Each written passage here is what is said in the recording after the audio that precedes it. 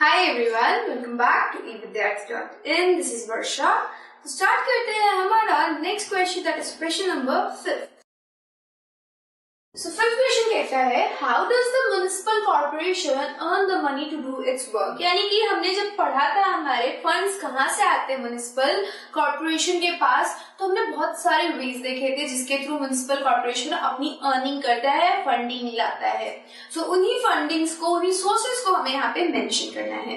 सो लिखना कैसे है वो हमें ध्यान में रखना हो, क्योंकि बार बार मैं कहती हूँ लिखना कैसे है, क्योंकि लिखने के ही आपको मार्क्स मिलने आपके एग्जाम में, और लिख के ही आपको क्या मिलने वाला है, आप इस एग्जाम को, अपनी इस कक्षा को पास करने वाले हो. तो देखते हैं लिखना कैसे है.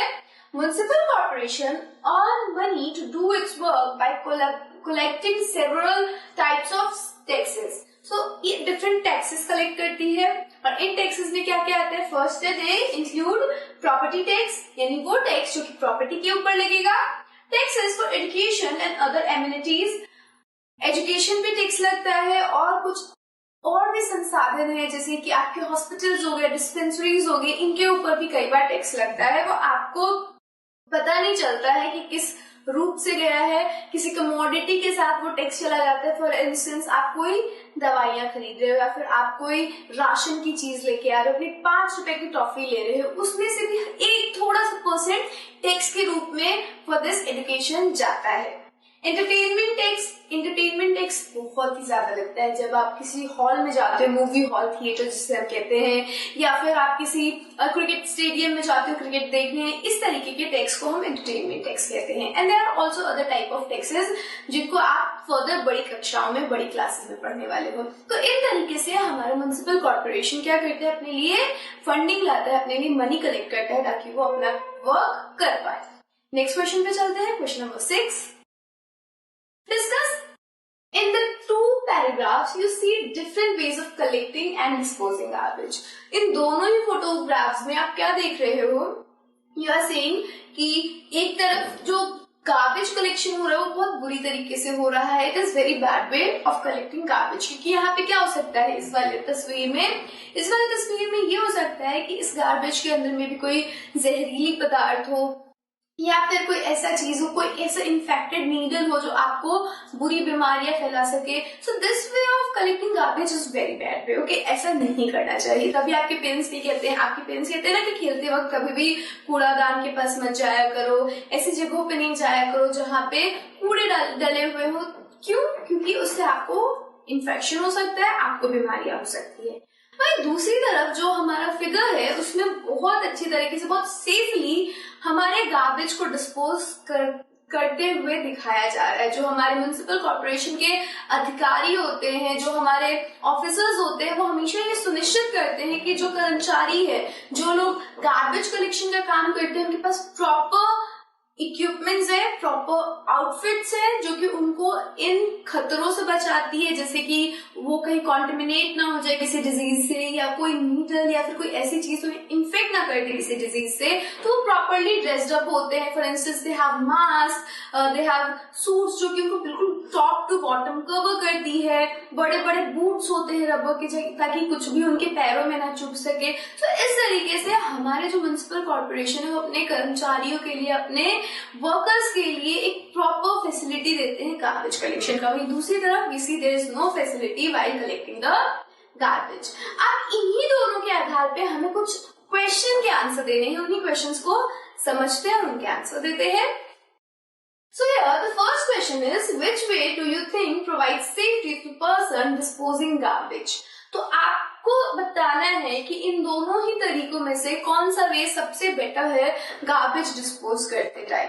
सो अभी हमने डिस्कस किया कि सेकंड वे क्या है, सेफ है ज्यादा और सबसे सही है और ज्यादा सेफ्टी प्रोवाइड करवा रहा है. तो second photograph provides much more safety to a person who is disposing the garbage. Okay, तो लिखो, the way shown in photo 2 provides safety to the person disposing garbage. This is the answer of first part of this question. Second part पे चलते हैं. Second part कह रहा है, what are the dangers of collecting garbage in the manner shown in the first photograph? So यहाँ पे कह रहा है कि जो आपको first photograph दे रखी है उसके अंदर लोग जो garbage collect कर रहे हैं तो वहाँ पर क्या क्या खतरा है, हमने वहाँ पे भी डिस्कस किया था. हम यहाँ पे भी करेंगे, लेकिन देखते हैं इसको लिखना कैसे है, क्योंकि हमने डिस्कस तो कर लिया है। अब उसी चीज को हम लिखते कैसे है वो समझते हैं। The danger of collecting garbage in the manner shown in the first photograph are: first, poisonous gas infection; second, breathing problems; third, falling sick; fourth, falling victim to the epidemic; and fifth, skin disease. तो these are some effects, कुछ effects है जो कि आपको बताए गए हैं कि अगर आप फर्स्ट फोटोग्राफ की तरह गार्बेज कलेक्ट करोगे तो आपको ये चीजें हो सकती है। पॉइजनस गैसेस, आपकी जो गार्बेज है उसके अंदर बहुत सारी पॉइजनस गैसेस होती है। जो बायोडिग्रेडेबल वेस्ट है, नॉन बायोडिग्रेडेबल वेस्ट होते हैं, वो दोनों के अंदर ही कुछ ऐसी गैसेस होती है जो कि आपके शरीर को हानि पहुंचा सकती है, क्षति पहुंचा सकती है।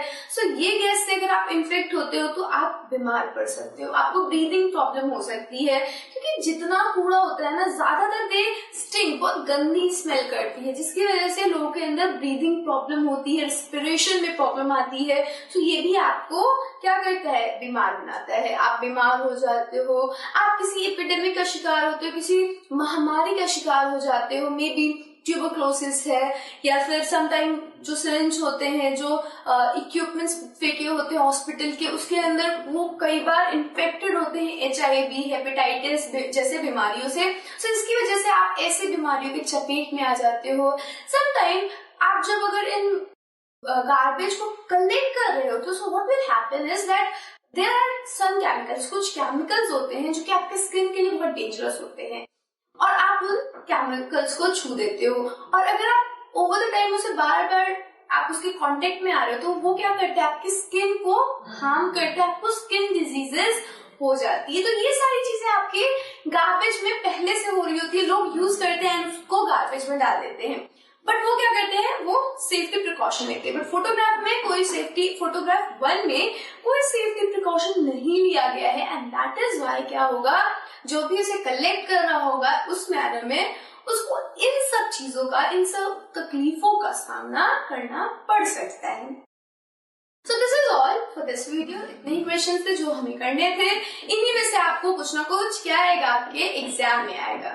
Also one more thing, आपकी जो वेबसाइट है, हमारी जो वेबसाइट है www.evidyarthi.in, वहां पे आपके लिए हमने free MCQs, previous year paper, sample paper, आपकी बुक जो कि NCERT की बुक्स है, वो सभी अवेलेबल है। आप प्लीज चेक करें उसे जाके, सब कुछ फ्री है, तो आप आसानी से उसे एक्सेस कर सकते हैं बिना किसी प्रॉब्लम के। So this is all for this video. Till then, stay safe and keep learning with us. Bye.